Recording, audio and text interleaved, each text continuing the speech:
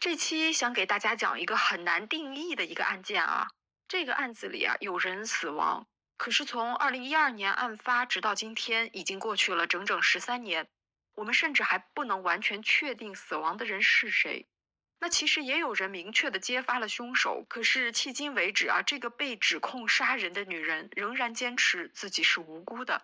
哦，那这是一起悬案吗？也不完全算悬案。不完全算悬案，这个怎么个意思呢？这个案子特别有意思的地方就在于说，和案子有关的每一个人啊，都有自己的一套说辞，就是每个人出于自己的利益，他各自讲述了一段不同的故事。当这些人的故事拼凑在一起，那事件的真相也就呼之欲出了。就是说每个人都各怀鬼胎。没错。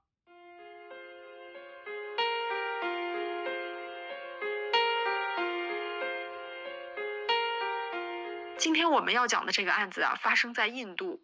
那熟悉我们真相镜头的朋友们应该知道，我们从来没有讲过印度的案件，因为印度这个国家怎么说呢？就在我个人的印象里啊，它是一个对女性非常不友好的国家，曾经发生过许多针对女性的恶性犯罪，包括大家都知道的这个公交车强奸杀人事件，还有女医生被轮奸致死事件等等啊。那这些案件就残忍到不要说去讲述了，只是做资料收集都让我们特别难受，所以我们从来不讲。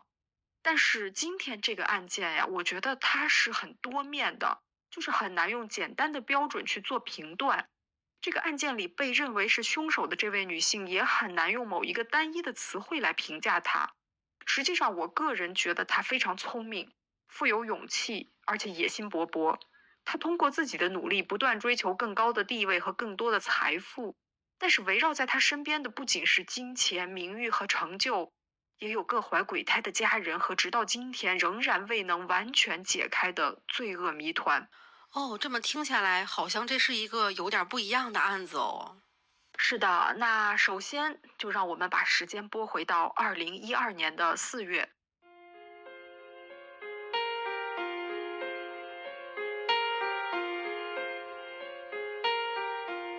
在印度啊，有一位著名的传媒大亨，为了方便大家记忆，咱们就叫他老彼得吧。这个老彼得有一个儿子叫拉夫。拉夫啊，最近心情非常烦躁，因为他的未婚妻希娜不知怎么回事啊，突然失踪了。拉夫和希娜两个人感情非常好，很快就要结婚了。在4月24日下午，希娜下班之后，她约了自己的姐姐在商场见面。那是一处很繁华的商业区，拉夫就开车送希娜过去，他亲眼看着希娜独自走进商场。但是让他从没想到的是，这个渐渐远去的背影，竟然就是未婚妻留在世上最后的影像。从那天之后啊，拉夫再也无法联系上希娜。他给希娜打电话，对方不接，只给他回复了一条信息，大概意思就是我要去美国读书了，咱们两个人就到此为止吧。那拉夫又去希娜工作的地方寻找，但是呢，同事说希娜没有来上班，而此前希娜工作是非常出色的，还被评为是优秀员工，她从来不会随意的旷工。直觉这个事情不太对的拉夫只好求助于自己的父亲。前面咱们说过啊，这个拉夫的父亲老彼得是印度一位非常知名的传媒大亨，同时他也是希娜的姐夫。哎，你等会儿，这是怎么个关系啊？老彼得是希娜的姐夫，那岂不是说希娜是拉夫的小姨？就是拉夫要跟他小姨结婚？呃，可以这么理解，但是其实这个拉夫和希娜并没有血缘关系，因为希娜的姐姐是老彼得的第二任妻子，这个拉夫呢是老彼得和前妻生的儿子。哦，这么回事儿啊。但是名义上希娜还是拉夫的小姨啊，这感觉有点别扭，是不是啊？确实啊，这个事情当时在印度的上流社会的圈子里是闹得沸沸扬扬啊，很多人都觉得这个属于是不伦之恋呀。所以呢，这个老彼得夫妻两个一直是不支持拉夫和希娜在一起的。原本呀，这个拉夫跟自己的父亲和继母关系就不怎么样，但是现在呢，因为他到处都找不到希娜，那没有选择的拉夫还是决定要询问自己的父亲老彼得，因为这个希娜平时他和姐姐姐夫是住在一块儿的。他突然离开了，那老彼得肯定是知情的呀。那老彼得怎么回答呢？老彼得就说呀，这个希娜呀，她去美国读书了，她想继续读这个 MBA。你也知道嘛，希娜她很好强，她的梦想就是要去美国学习。那现在她留学去了，就决定要跟你分手，那你就接受现实吧。拉夫肯定是不信的，他说，就算希娜想去留学，她也应该告诉我一声，她不至于说招呼都不打就走人吧。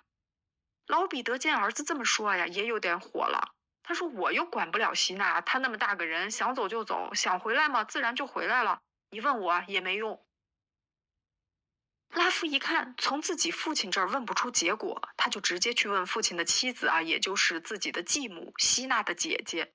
这个希娜的姐姐叫因德拉尼，咱们就简称她德姐吧。拉夫就问继母德姐说：“你妹妹希娜去哪里了呢？”但是德姐的说法和老彼得是如出一辙呀。她说：“我妹妹希娜去美国读书了，你不要再找她了。希娜跟我说过，你这个人啊，志大才疏，和你在一起没什么前途。她决定和你分手，你们两个人已经结束了。”会不会希娜的姐姐姐夫觉得希娜和拉夫结婚怎么说呢，就是好说不好听的，所以就把希娜送去美国，以此为由让他俩分开呀？拉夫一开始啊也是这么想的，但是他发现了一件很诡异的事情啊，那就是希娜的护照还在家里放着。这说明什么呀？就说明他肯定没去美国呀。那他没去美国又找不到人，哎呦，希娜不会出事儿了吧？拉夫直觉这个事情不对，他就决定要报警。那警察呢，首先也是去询问这个希娜的姐姐德姐啊。德姐就说，希娜是一个25岁的成年人，她想去哪儿，想做什么，或者说她不愿意跟家里人联系，那都是她的自由啊。而且此后不久啊，拉夫和其他的几个家人都收到了希娜的电子邮件，邮件里就说我要去留学，等我心情好的时候，也许会再联系你们，请不要为我担心。印度警方一听就觉得，哎，这个邮件里说的话很有道理嘛，也就没有再继续关注这个案子啊。可是细心的拉夫发现那些邮件不对劲，发件邮箱不是希娜之前使用过的邮箱啊，是用希娜的名字重新注册的新邮箱。但是希娜的直系亲属不报案，警察也不立案，那事情就这么拖着，一拖就拖了3年。3年之中，拉夫始终没有放弃寻找希娜，但是除了拉夫，希娜的其他家人却好像都已经将这个姑娘遗忘了，没有人提起她，没有人谈论她，似乎她从来不曾存在过。直到3年后的一天，也就是2015年的8月，那天天气很热，日光暴晒啊。就在这种大家都不愿意出门的天气里，这个老彼得和德姐的司机干了一件很奇怪的事情。他拿着一支没有登记过的枪，步行走了8公里，走到一个河边，想把这个枪扔到河里。那这么招摇的行为很难不被警察发现呀。这个司机呢，就因为非法持枪被警方给逮捕了。结果在这次逮捕之后，司机说出了一件骇人听闻的恐怖悲剧。恐怖还是悲剧？这司机说了什么呢？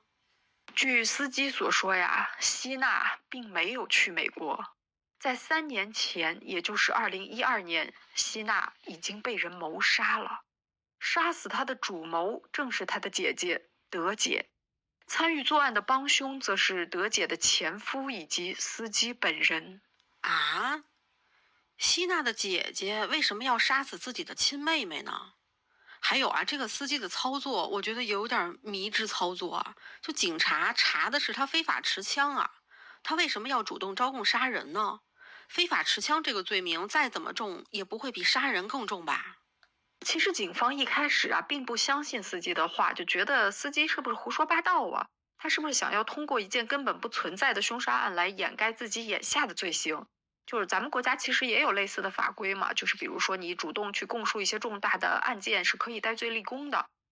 但是这个司机说：“你们一定要相信我呀，我说的都是真的。”但警方还是不信，因为姐姐杀死亲妹妹这个事儿吧，怎么想都觉得不是特别可能。确实啊，就杀人他总得有个动机吧？我能想到的唯一动机就是希娜和拉夫的恋情了。这个恋情可能会让德姐觉得有些丢人，但是也不至于就因为这个事儿就把自己的亲妹妹杀掉吧？印度警方的办案原则一向都是大事化小，小事化了。何况事情已经过了3年，当时警方其实是不太想继续查了。但是这个时候，有一位警察突然想起来说：“哎，其实3年前确实曾经发现过一具无名女尸啊。”那是在2012年的5月23日，时间正好也就是希娜失踪后差不多1个月左右哈。在距离孟买2小时车程的潘恩镇，有一位驾车外出的男士，他经过一条僻静山路的时候啊，车前掉落了一只成熟的芒果。这个男士也是一时兴起，他就把车停下，想要去捡几个芒果。但是也不知道怎么回事，他就觉得这个芒果的味道非常奇怪。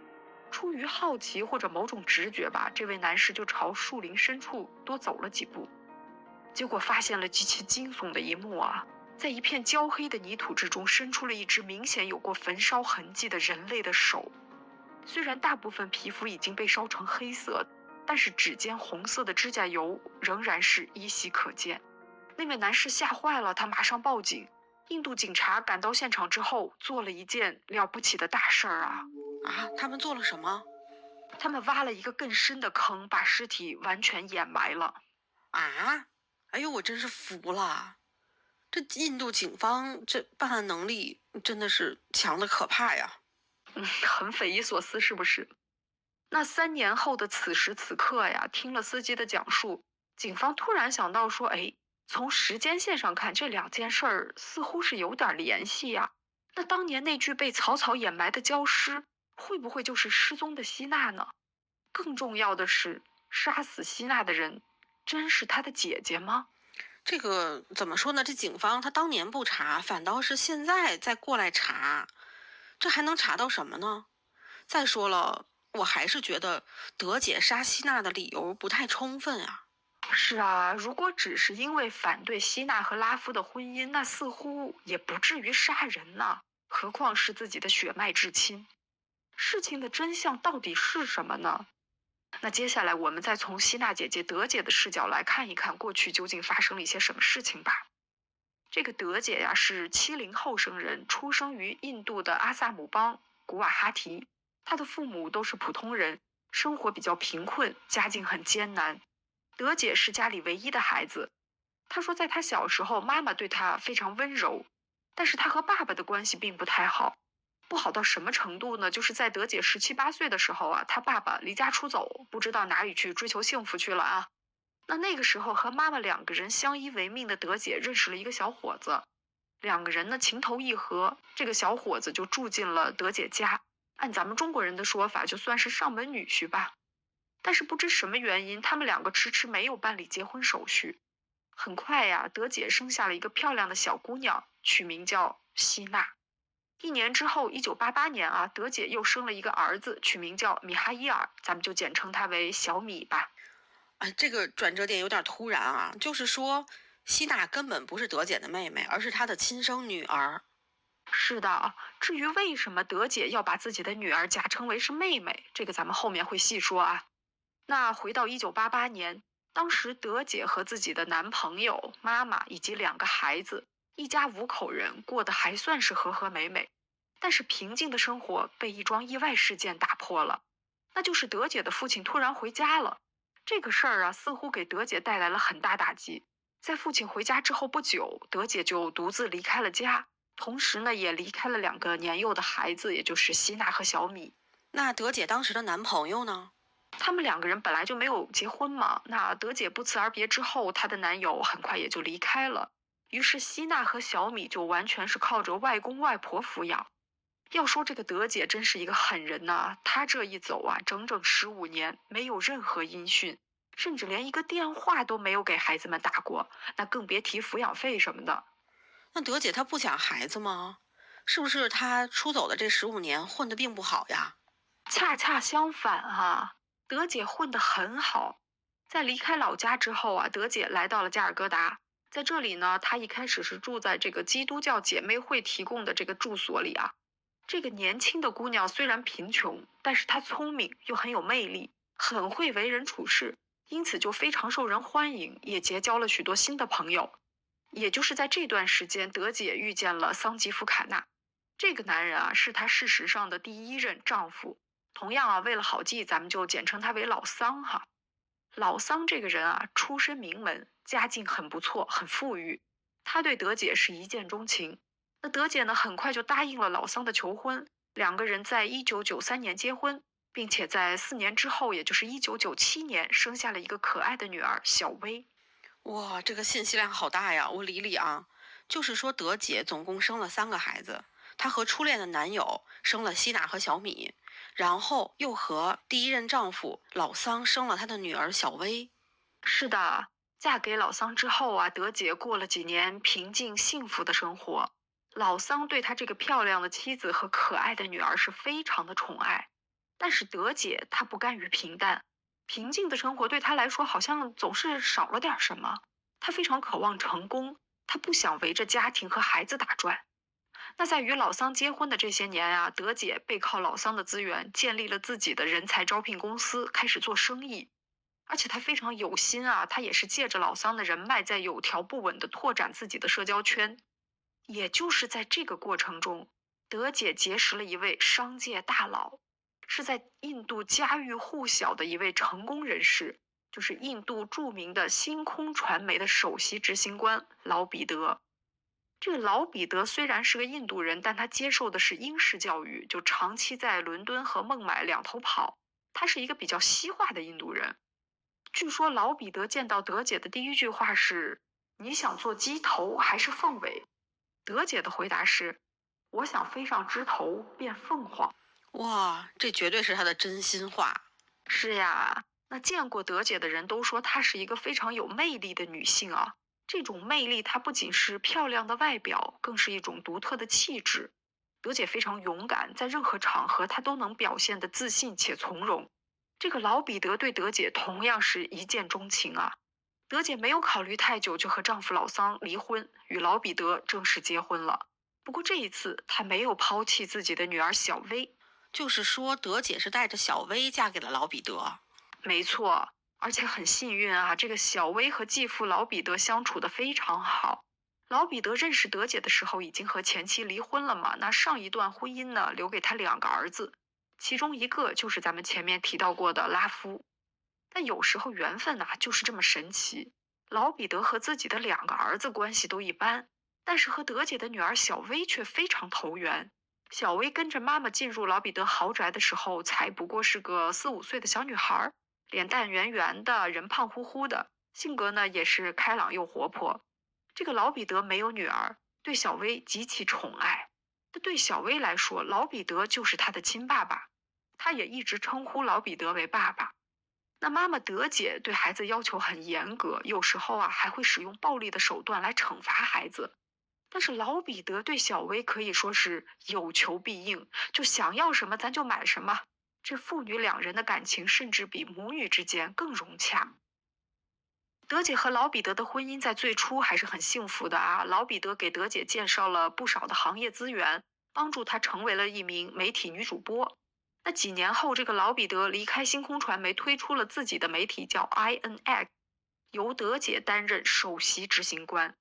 德姐这个时候就开始以全球广播公司最年轻的女性首席执行官的头衔频繁登上新闻头条啊，甚至被《华尔街日报》列入全世界值得关注的50位女性。应该说，德姐这样一个出生在普通家庭、没有耀眼的学历，也没有家庭托举的女性，她一步一步走到如此成就，虽然说是可能是有运气的成分，也有依靠男性的因素啊，但是肯定少不了她自己的聪明才智和辛苦付出啊。那就在德姐春风得意的时候啊，她突然接到了一个意外的电话。哦，谁来的电话呀？电话是德姐的妈妈打过来的，是德姐的舅舅啊，在报纸上看到了关于德姐的新闻，就告诉了她的妈妈说：“哎，你闺女现在是个名人了，她很有钱呢。”德姐的妈妈就联系德姐说：“你的2个孩子希娜和小米都长大了，希娜已经18岁了，她想要上大学，但是咱们家的情况你也知道，我们没有能力供她读书，你愿不愿意帮助你的孩子呢？”德姐同意了啊，她买了2张机票，将希娜和小米接到孟买。那在机场见到妈妈的时候，这2个孩子又兴奋又紧张。据小米后来说呀，他们2个人从小跟着外公外婆长大，对妈妈完全没有印象。但是看见那个张开双臂在机场迎接的女人的那一刻，希娜和小米立刻就确定了，她就是妈妈。希娜当时18岁，是个高高的、漂亮的女孩，跟她妈妈德姐长得很像，也同样的聪明有野心。她学习成绩很好，走到哪里都非常受欢迎。这个弟弟小米呢，跟姐姐呢不太一样，学习不太好，在学校还总是惹是生非的。德姐呀，明显是更喜欢女儿希娜，她把希娜带在身边，让她住进自己和老彼得的豪宅，还安排2个孩子继续接受高等教育。我觉得有点奇怪啊，就德姐为什么对希娜和小米这么多年都不闻不问呢？你要说她不喜欢孩子吧，她和第一任丈夫的女儿小薇，她可是一直带在身边的。对希娜和小米，她也愿意提供经济帮助啊。那这么看来，她好像也并不是那么的绝情。但是为什么之前的这10多年，她就完全不管这2个孩子呢？确实是挺奇怪的啊。那更奇怪的是，德姐啊不允许希娜和小米在人前称呼自己为妈妈。她说：“如果你们想要接受我的资助，就必须告诉别人说我是你们的姐姐，因为我现在结婚的对象是一位名人啊，我不想找麻烦。”那据小米后来接受采访时说呀，希娜对这个安排是有些失落的，毕竟她一直很渴望母亲的关爱。但是想到能够生活在妈妈身边，还能上大学，那希娜和小米还是接受了德姐提出的条件。从这一天起，希娜以德姐妹妹的身份进入了德姐的生活。德姐除了不愿意公开自己和女儿的母女关系，那在其他方面对希娜也是没得说啊，为她支付学费和生活费，还将她引入了自己的人脉圈，让她结识了不少有权有势的上流社会人士。其中之一呢，就是老彼得的儿子拉夫。据说拉夫有一天啊回家，家里人正好都外出了，只有一个漂亮女孩正在安静的读书。她温柔专注的样子吸引了拉夫的目光。拉夫也是一个相貌很英俊的小伙子呀，当时他正想朝这个宝莱坞发展去做演员呢。这2个年轻人初次碰面就对彼此很有好感，在日后的相处中越来越投缘，最后就走到了一起。可是这段感情对所有人来说都是绝对不能接受的。其实拉夫跟希娜没有血缘关系，我感觉他们俩就算结婚也没犯啥天条啊，为啥不能接受？但是在其他人看来，希娜毕竟是拉夫的小姨呀，他们的结合是有违伦理的。那当时印度人还是非常看重传统嘛，此事一出啊，整个家族都是坚决反对。不过年轻人的爱情，咱们都有经验哈，就是别人反对的越强烈，他们就爱得越热烈。这个拉夫和希娜很快就走到了订婚那一步，并且已经在计划要在不久之后举行婚礼。可是这场2人期待中的婚礼最终没能到来。2012年4月24日之后，希娜再也没有出现过。那之后的事情我们也已经知道了，德姐的司机在2015年揭发说德姐伙同前夫老桑杀害希娜。2015年8月25日，警察逮捕了德姐，罪名是德姐谋杀了她的亲生女儿希娜。你可以想见啊，当时印度所有的新闻媒体都在报道这起案件，因为德姐在印度也算是一位家喻户晓的公众人物。现在突然爆出说她口中的妹妹竟然是女儿，更离谱的是，他还被控谋杀了自己的亲女儿，这简直就是8点档狗血连续剧都编不出来的剧情啊！确实挺离谱的。那被抓捕后的德姐始终坚持自己没有杀害女儿，她说希娜可能就是心情不好，自己出去散心去了。那至于去了哪里，自己也不知道。那对于孟买警方来说，最重要的就是要找到证据。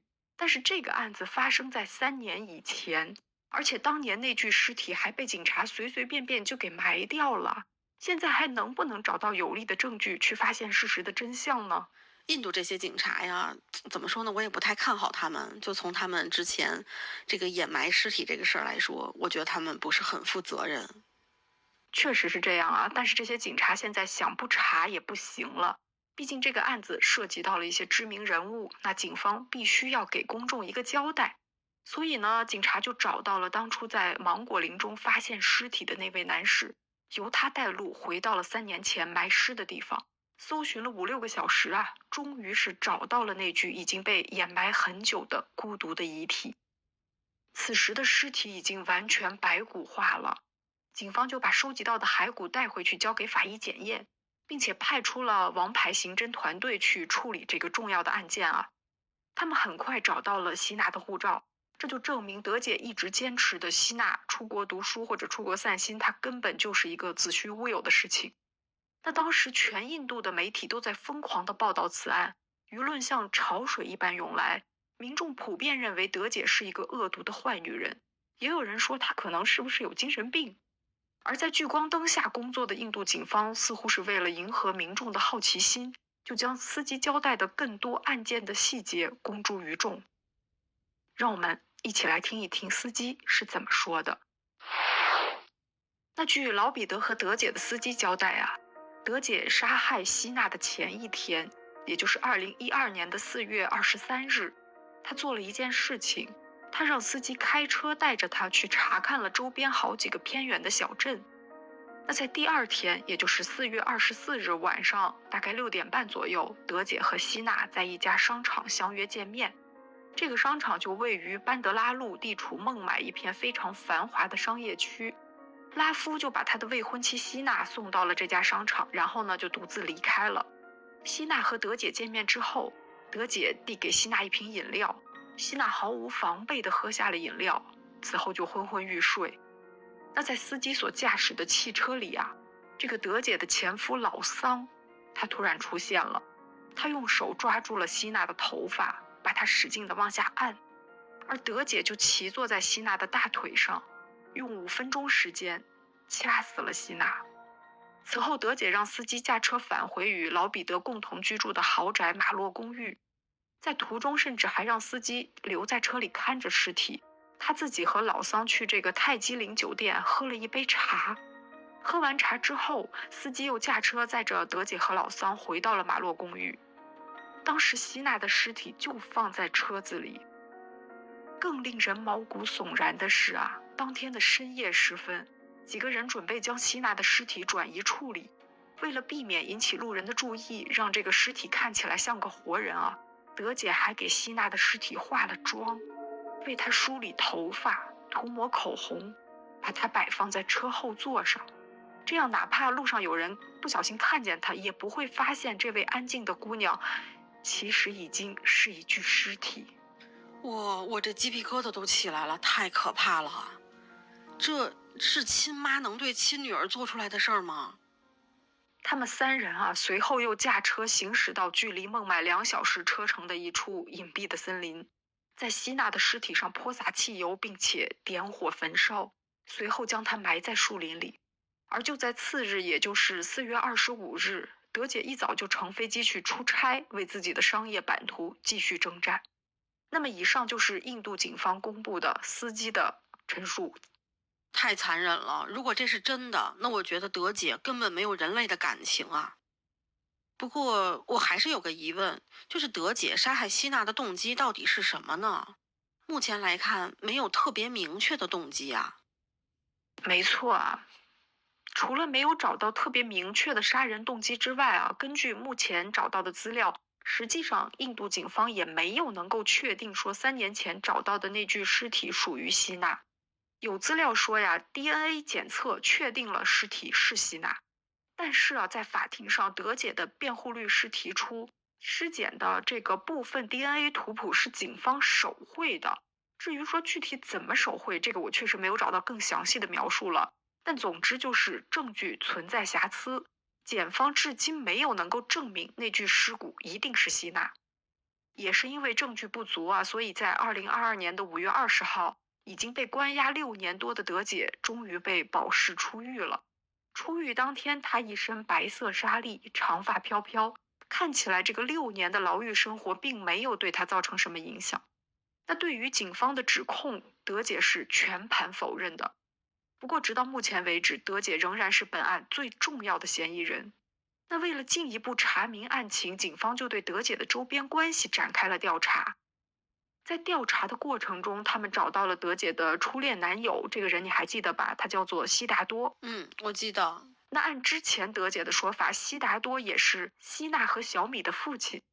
但是令人完全没有意料到的是，当警方再次去查问这个事情的时候，德姐说出了一个秘密：悉达多只是小米的父亲，却并不是希娜的父亲。那希娜的父亲是谁呢？据德姐自己的讲述啊，在她14岁那年，有一天晚上，天气很热，她一个人在房间里睡觉，半梦半醒之间，似乎有人进了房间，对她施暴。那一夜的遭遇就像一场噩梦，她喊叫挣扎，但是毫无用处。事情结束后，她看见了那个人的脸，正是她的父亲。所以德姐是被她的亲生父亲强奸了。是的，事后德姐把这件事告诉了妈妈，没想到一向温柔的妈妈这次一反常态，态度严肃，甚至有些凶狠地说：闭嘴，不准跟任何人说起这件事，把它烂在肚子里。可是事情并没有因为母女二人的沉默而得到解决。之后的某一天，父亲又一次进入了德姐的房间。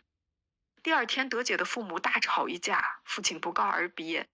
那其实对于德姐来说，这是一件好事儿，她松了一口气。可是不久之后，她发现自己的身体不太对劲，出于恐惧和羞耻，她不敢告诉任何人。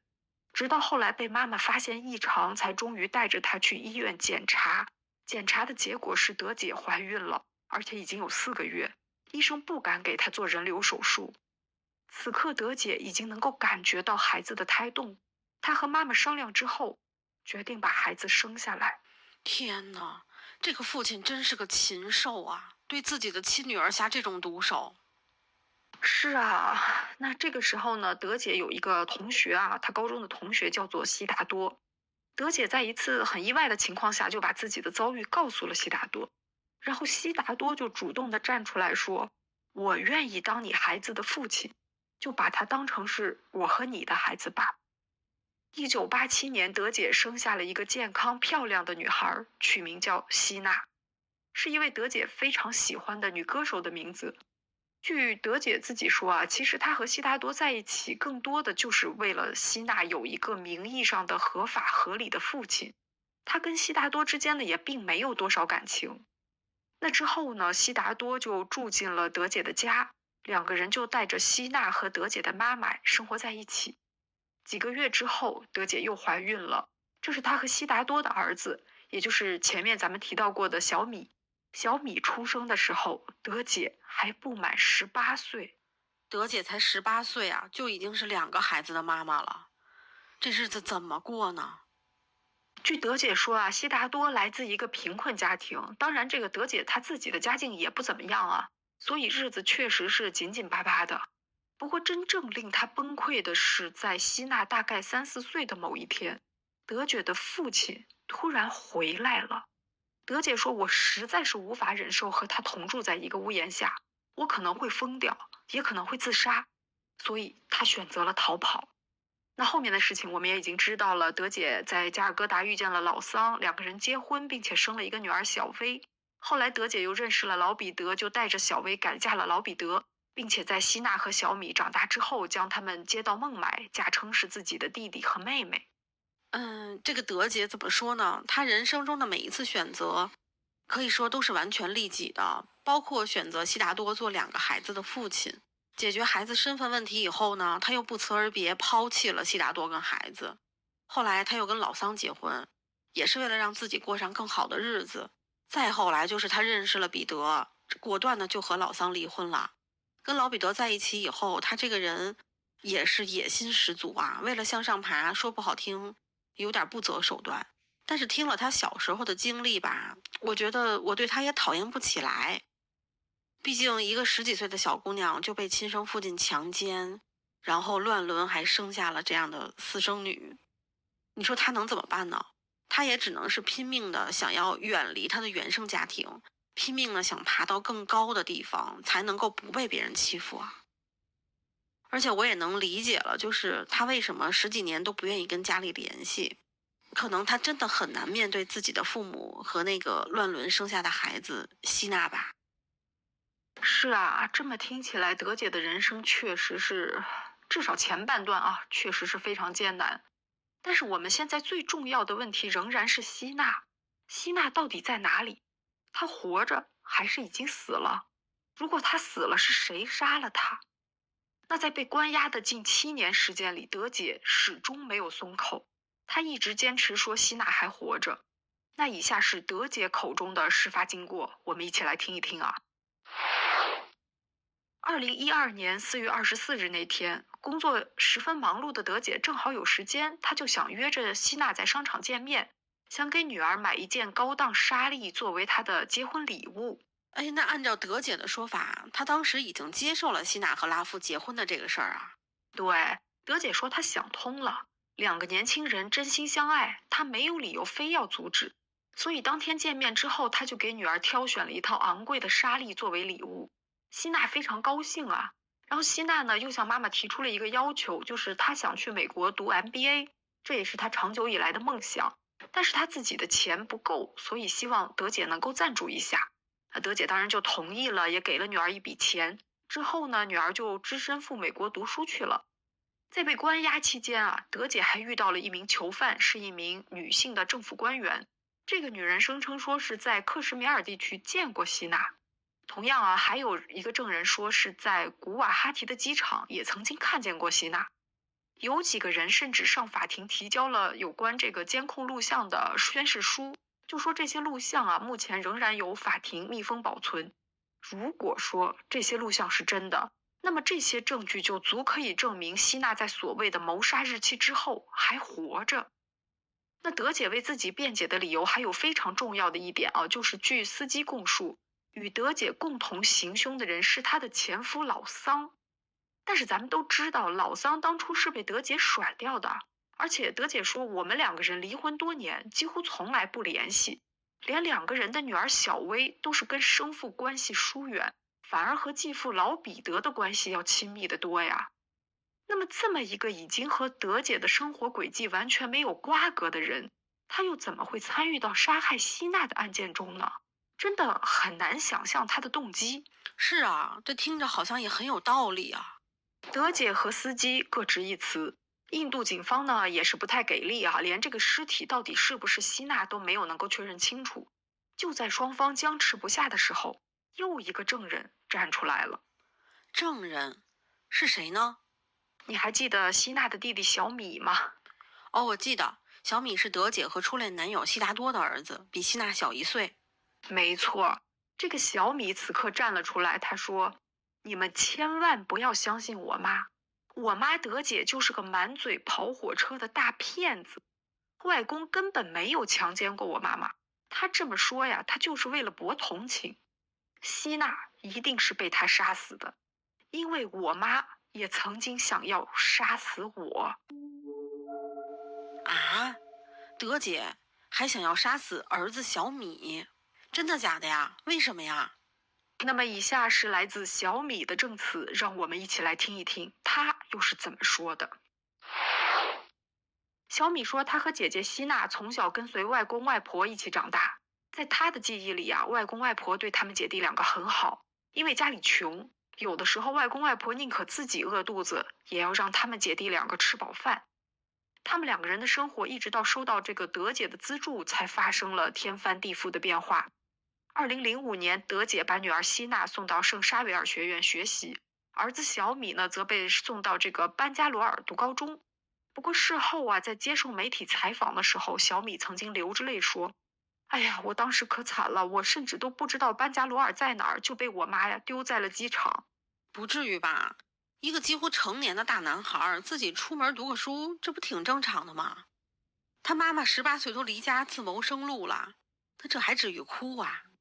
确实啊，小米从小他就不是那种世人眼中的好孩子，学习差劲，惹是生非。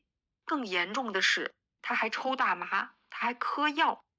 不过接下来他说出的事情可能会让你更意外哦。啊，还能更意外？据小米说，在2006年的一天啊，也就是他在这个班加罗尔读书1年之后的某一天，德姐曾经突然把他接回孟买，带他一起吃午饭。席间呢，有一个陌生男人，瘦高个儿，戴着一副眼镜儿。那他后来才知道，这个人就是德姐的前夫老桑。这么说，德姐和老桑还是有联系的呀。在这一点上，德姐没说实话呀。诶，这个德姐为什么要把老桑介绍给儿子呢？哎，你听我继续说呀。这三个人一起吃饭期间，小米就喝了一杯德姐递过来的龙舌兰酒，然后就失去了意识。等他醒来的时候，发现自己被绑在一张病床上，手脚完全不能动弹，他就开始大喊大叫。这个时候有3个护工走进来，对他一顿拳打脚踢呀。随后就来了一名医生，对小米说：“因为你染上了毒瘾，你姐姐把你送来戒毒，这里呢是一家医院。”在这里，小米每天被注射药物，还被实施休克疗法。1个月后，德姐来看他，问他说：“你还好吗？”小米说：“我怎么会好呢？”德姐一听这话，立马暴怒，就开始大喊大叫，说他疯了，这孩子已经疯了。几个人就走进来，把小米拖出去，根本就不听他说什么，又是一顿毒打。小米在这个医院里住了快1年，据他自己说是受尽了折磨呀。他说后来他自己也反思，为什么德姐会这么对待他呢？他认为啊，可能是因为在那之前，他曾经对几个朋友说过，德姐其实是自己的妈妈。同样的哈，他认为德姐之所以杀害希娜，是因为希娜长期和德姐一家生活在一起，眼看着妹妹小薇可以叫妈妈，自己却只能叫姐姐，心里就越来越不平衡。在希娜失踪前的几个月，他也曾经把姐姐其实是妈妈的秘密告诉过别人。或许这就是希娜被杀害的原因。至于吗？为了这样就要把自己的女儿杀掉，我真的很难想象哎。小米的证词还不止于此啊。据小米说，2012年4月24日，还记得这个时间吧？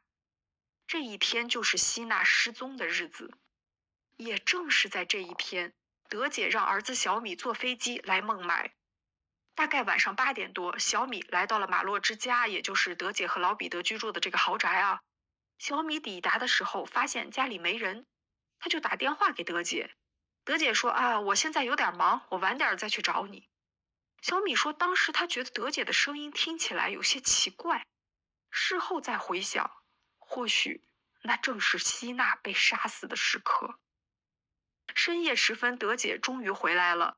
与她一起回来的还有他们家的司机。司机呢，把车停进车库。那小米呢，站起来迎接妈妈。德姐就递给他一杯 whisky。小米喝了一口，哎，他发觉味道不对。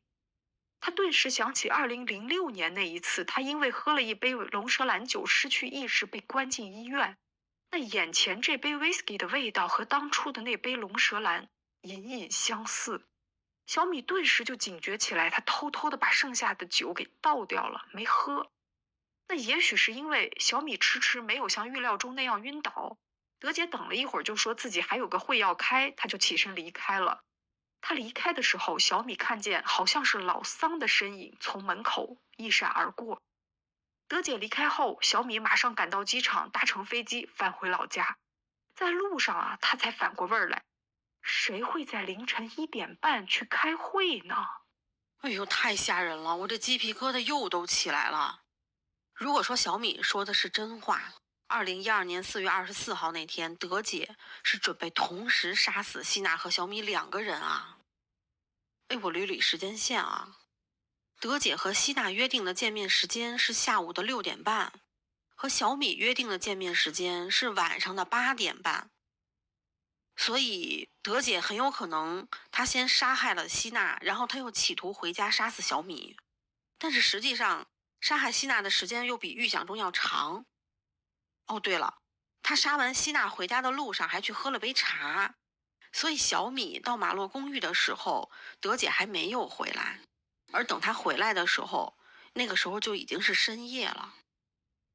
她这个时候还想像之前做过的那样给小米下药，但是与此同时，希娜的尸体正躺在他们家的车库里。你分析的没错啊，这个就是小米对他妈妈的全部指控。如果小米的指控是真的，那么德姐她不仅是杀死希娜的凶手，她还试图杀死自己的亲儿子小米。而且在作案的过程中，她对自己的2个孩子毫无怜悯之心，事后也没有丝毫后悔。在小米离开以后，这个德姐还联合老桑和司机一起去森林里焚尸抛尸。关键他杀完希娜，甚至还有心情去喝茶，这得是多强的心理素质啊！但是怎么说呀？我还是觉得，就是德姐她杀人动机不充分。如果说杀死希娜是因为担心希娜和拉夫结婚有损了他们家族名誉，那她杀小米又是为什么呢？真的就只是担心这俩孩子把自己是妈妈不是姐姐这个事儿说出去吗？那他当时干脆就不要把孩子接过来不就行了吗？他都已经把孩子接过来了，就说明他对2个孩子还是有感情啊。再说，她能从一个一无所有的小姑娘走到今天这样的位置，我觉得她不管是手腕也好，还是各方面的能力也好啊，她肯定是优于常人的。所以我觉得她绝对有办法去处理好孩子的问题，比如说，她干脆就把2个孩子送出国，凭她的财力肯定是能做到的。她真的没有必要说杀掉亲生的儿女啊。小米的证词是否完全真实，确实是存疑的。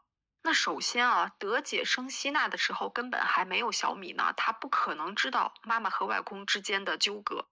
而且这个德姐的父亲对于女儿的指控态度一直很奇怪，他从来没有明确的反驳过。所以我个人倾向于德姐的父亲确实侵犯过她。那另外据德姐说啊，她送小米去这个医院戒毒，完全是为了儿子好。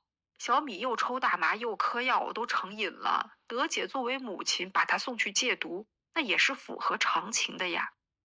至于24号晚上，德姐让小米来孟买，只是因为自己思念儿子了，她想要见孩子一面。那当晚的那杯 whisky 当中到底有没有被下药，现在肯定已经是无从考证了。虽然小米的证词对德姐很不利呀，但是在她身上发生的事实却似乎与他的说辞恰好相反。在2012年的4月26日，也就是小米所谓的从妈妈的谋杀陷阱中逃走仅仅2天之后，他给妈妈德姐发了一封邮件，内容是：亲爱的妈妈，请给我汇款14000的机票钱。妈妈，我好爱你。啊，不是谁会在刚逃离了杀人凶手仅仅2天之后，还给凶手发邮件说“我好爱你”？而且逃跑的机票钱还得是凶手给报销是吗？不仅如此啊，在2012年5月28日，也就是希娜失踪差不多1个月之后啊，小米给德姐发了另外一封邮件。他在邮件里这么写说：亲爱的妈妈，你好吗？我终于收到车了，我太爱你了。这是德姐给小米买车了？对，在声称自己险些被母亲害死1个月之后，小米得到了她梦寐以求的 SUV。这从邮件的内容看，小米可不像是害怕他妈妈或者被他妈妈害过的样子呀。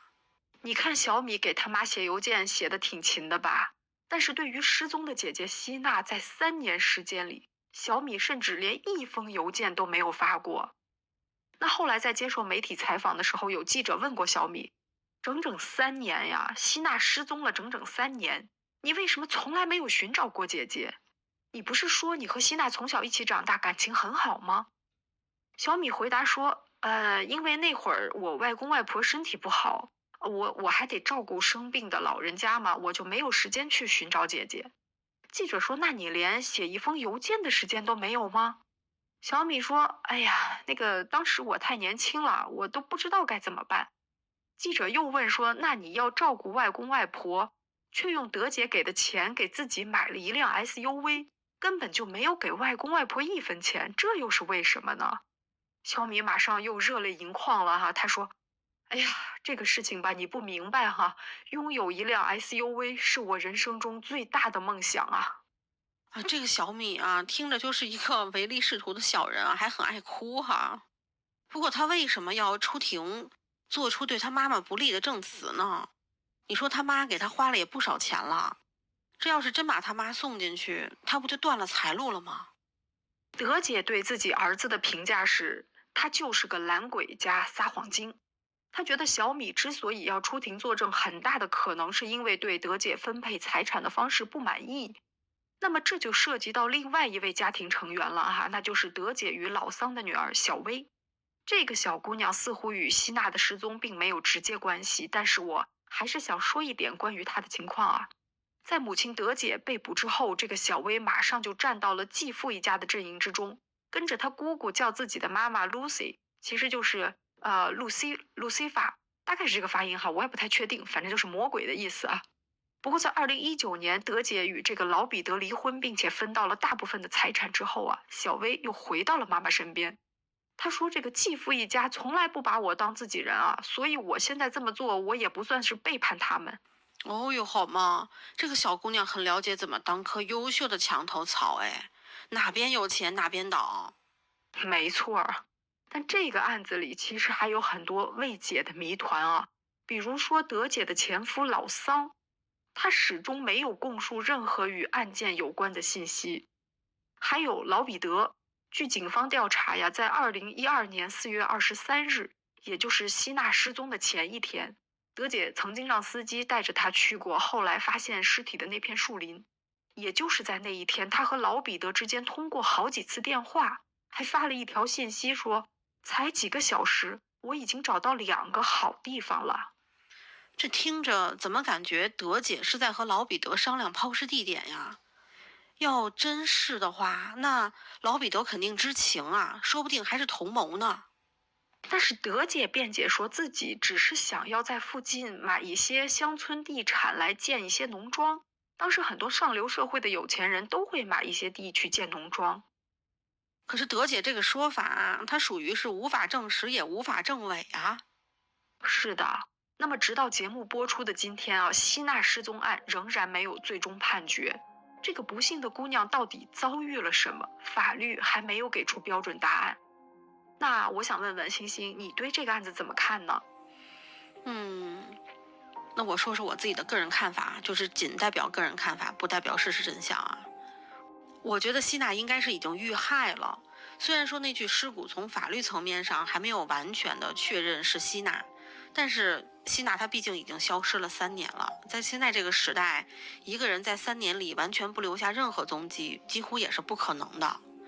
至于说谁杀了希娜，其实我更倾向于是德姐。首先啊，就是希娜失踪之后，除了拉夫，德姐和其他家人竟然从来都没有找过她，尤其是德姐呀，她是希娜的亲妈呀，女儿3年不出现，她完全都不着急，也不寻找，这绝对是不符合常理的。另外就是所谓目击到希娜的证人以及证据，到目前都没有公开，我觉得这个就可以暂时不用考虑它了。那这个案子里最大的疑问其实就是杀人动机。如果德姐是凶手，那她为什么要杀死自己的女儿呢？如果只是为了说希娜和拉夫要结婚就把人杀掉，这个动机我始终觉得它不够充分。德姐自己她就不是一个讲究荣誉的人啊，她这辈子走过来最不在乎的恐怕就是名声了吧。至于说老彼得，他接受的是西式教育啊，常年在英国生活，所以我觉得他们对希娜和拉夫的恋情就算是反对，也不至于说搞荣誉杀人那一套。但是听你说希娜是德姐被亲生父亲强奸后生下来的，我觉得啊，或许这才是德姐杀死希娜的真正原因。但是如果是这样的话，那当初希娜生下来的时候就把她杀掉，或者是送给别人抚养，那不是更容易吗？这里面怎么说呢？我觉得我也能理解她，就是德姐她的那种心理应该是很矛盾的。你说她不爱希娜吗？肯定是爱的，毕竟是她生的嘛，所以她才愿意把希娜和小米接到孟买，又送希娜去读大学。可是她内心深处，德姐她始终又对希娜的这个身世是难以释怀的，毕竟希娜是她人生中一个深可见骨的伤疤呀。可能她表面已经愈合了，但实际上内里是溃烂的，并且永远都在疼痛。希娜想和拉夫结婚，这个在世人看来也是一种乱伦啊。这一点或许就正好戳中了德姐的痛处，她不能容忍希娜重复自己的老路。所以他要杀死希娜，就像他杀死当初那个曾经不堪的自己一样。我同意你的部分看法啊，我也觉得希娜应该是已经被德姐杀死了。那希娜失踪后注册新邮箱，假装希娜发邮件的人应该就是德姐。还有啊，我觉得这个老彼得肯定是知情的，那是他们夫妻2个人共同策划了希娜的死亡。包括案发前一天，德姐她去周边踩点这些事情，老彼得肯定都知道。那老彼得的动机呢，应该是不想让家里闹出丑闻，但也有可能是和金钱或者其他一些问题相关。具体的原因目前我们不得而知。至于说老桑为什么要参与进来，那或许是为了自己的亲生女儿小薇，也许德姐是用小薇的前途之类的理由去说服了老桑吧。毕竟如果希娜和小米都死了，那继承德姐遗产的人就少了一半啊。但是我和你想法不一样的一个点啊，就是我觉得德姐想要杀死希娜，包括小米，和她早年的遭遇没有多大关系。她的目的应该就是要维护她现在的人生不要出现任何瑕疵。作为一个从底层一路摸爬滚打走到巅峰的一个印度女性啊，德姐对她现在拥有的生活一定是非常非常珍惜的。就是所有有可能会破坏这种生活的事或者人都会成为他必须要毁灭的障碍物。你有没有想过，或许小米的话是真的？德姐杀死希娜就是因为不想让人知道自己曾经有过2个孩子，尤其是希娜这样一个身世难以言明的孩子。那就像你说的，德姐人生中的每一次选择，她都只从自己的利益考虑。他从来不会为情所困，为了实现目的，他可以伤害任何人，利用任何人，抛弃任何人。他明知道自己的父亲是个什么样的人，还把女儿留给父母照顾，那说明他真正在乎的只有自己。他在被捕前还曾经建立过一个 app 群组啊，取名就叫为希娜伸张正义。但是在出狱以后，他把这个群组的名字就改成了为英德拉尼伸张正义，就是为他自己伸张正义。他说因为他觉得自己才是那个被侮辱被损害的人，因为希娜的失踪，所有的人都在指责他谩骂他，认为她是一个恶毒的母亲，一个恶毒的女人。他说可是你们想一想，我自己18岁离开家，我的父母找过我吗？从来没有。而希娜已经25岁了，她离开家难道是什么很稀奇的事儿吗？也有记者曾经在采访的时候问他说，你真的杀害了你的女儿吗？德姐就露出一种难以描述的微笑，她回答说，这真是个愚蠢的问题。听下来是绝对坚硬的利己主义者。是啊，可是你知道吗？这个案子里其实最令我感慨的不是这个一步步走上人生巅峰的德姐，也不是那些复杂凌乱的伦理关系，而是一个无辜的女孩失踪了整整3年，除了她的未婚夫，竟然没有任何一个家人试图寻找过她。她的生父、她的继父、她的亲弟弟、她相处融洽的妹妹、她名义上的姐姐、实际上的妈妈，通通没有找过她。她就像从来没有存在过一样，被人从这个世界上轻轻抹去，甚至她的尸骨到现在都没有被确认。他曾经在自己的日记里用巫婆这样的字眼去形容自己的妈妈，却又在进入妈妈的家庭之后羡慕妹妹能够光明正大地享受和妈妈相处的每一分钟。是啊，这个不被祝福不被期待的女孩静悄悄地来又静悄悄地离去了，就很难想象她在生命的最后时刻面对妈妈那张狰狞的脸，她会是什么样的心情。在她短暂的25年生命里，她妈妈占据的不过是短短的几年。你说她如果知道最终会被妈妈夺走生命，她会不会后悔和她的妈妈相认啊？我觉得这真是一个特别难以回答的问题啊。我们都觉得享受父母的爱和保护是天下最自然不过的事情，可是偏偏对有些人来说，父母的爱它就是遥不可及。不过就算没有真心疼爱你的爸爸妈妈，也千万不要难受啊，因为在这颗孤独的星球上，总还是会有一个人愿意用一生的时间等待你。如果真的连这样的一个人也没有，也没关系，至少还有我们的声音，我们愿意做你最真挚的朋友。是的，还有我们，爱你们。是的。